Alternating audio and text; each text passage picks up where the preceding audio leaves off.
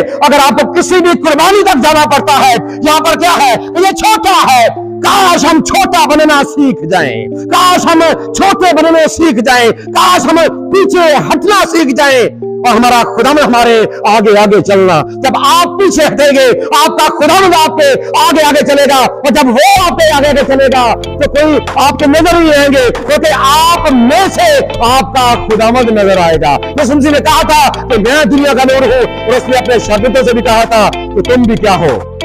तुम भी दुनिया के नूर हो। तुम्हारे नेक कामों को देखकर लोग,